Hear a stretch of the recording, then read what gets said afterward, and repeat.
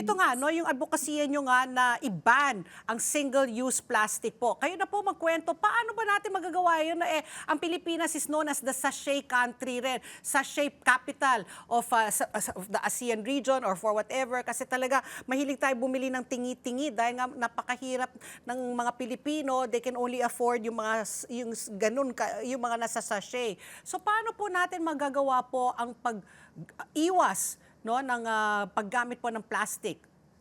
Oo, yun nga po kasi 'di ba nagiging sachet economy na tayo.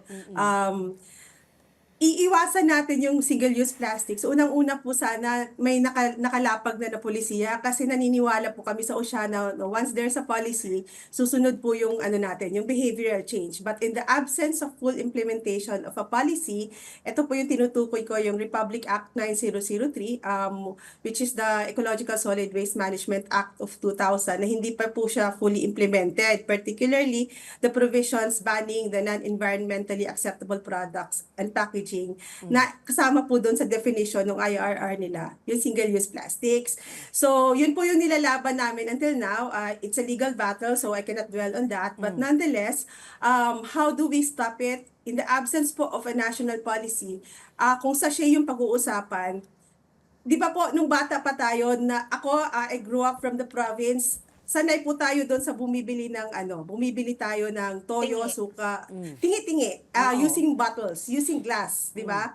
So, the sachet were introduced na much later. So, yun yung namin na let's go back to basics. Oo. As a matter of fact, Magdadala ka meron na sarili mong bote, hindi Yes, garapon. yung reusable, refillable. Oo. Pwede po yun. Let's just go back. Let's just shift our mindset back to where we started before when plastics was not in the system.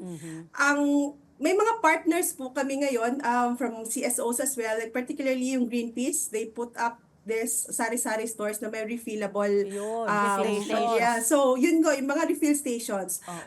Yun po para masanay lang yung mga tao to do away with tingi. If the problem really is affordability of the product, kasi nga tingi is cheaper than buying in bulk.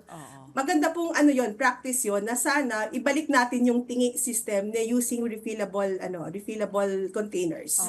So yun po. So in 2022, nagpasa ng bago ng batas that amends yung sinasabi mo nga Ecological Solid Waste Management Act of 2000. Ito yung Extended Producer Responsibility Act of 2022, kung saan yung mismong producer o Ang manufacturer dapat. may extended yung responsibilidad niya siya na. to take back yung kanyang basura, no, yung kung sachet man yan, kung ano man Plastic yung PET plastic bottles. waste nila. Kakamustahin po natin ang obserbasyon nyo tungkol po sa implementasyon ng batas na yan, Ms. May. Okay, sige po. Yung EPR, although it amended certain provisions of the RA 9003, pero hindi po yung buo. Particularly yung sinaside kong provisions on preventing yung NAIAP na tinatawag or non-environmentally acceptable products and packaging. In terms of EPR, ang problematic po yung batas in the sense that it only covers large producers with,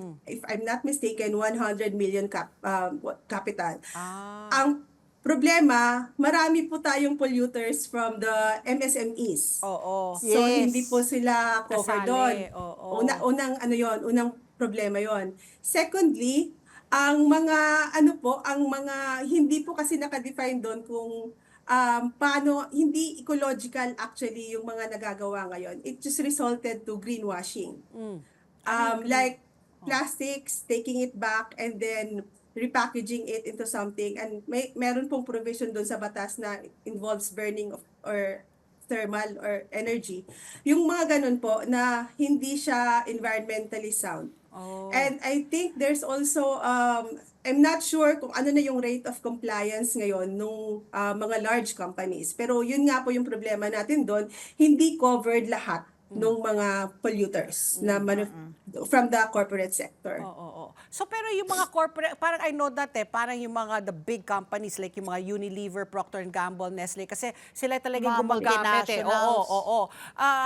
How compliant are they already? Kasi parang alam ko they're supposed to buy back and reduce also their Footprint. their manufacturing of itong mga sachet. Paano po 'yun? Hindi ko po alam on their part kung ano na yung rate of compliance nila. Ang ano ko lang is yung mga schemes na ini-employ, hindi din siya solution because the EPR just only encourages the manufacturing. Hindi kasi siya napiprevent eh. The law itself is just parang taking back the plastics that you've manufactured, di ba? Yeah. Hindi naman siya yung banning of this and that and banning of sachets and all. Oh. So yun po, kasi yung campaign namin is really to ban single-use plastics right at the source. Ah. Yung from manufacturing, production, distribution. Oo. Otherwise, yun, patuloy na mag-flow yung plastics and then justify lang yung pagpo-produce nila ng ganun by taking it back. In a way na hindi natin sure kung ano ba siya, ecologically feasible. Together, Sunnet 25. Sunnet 25.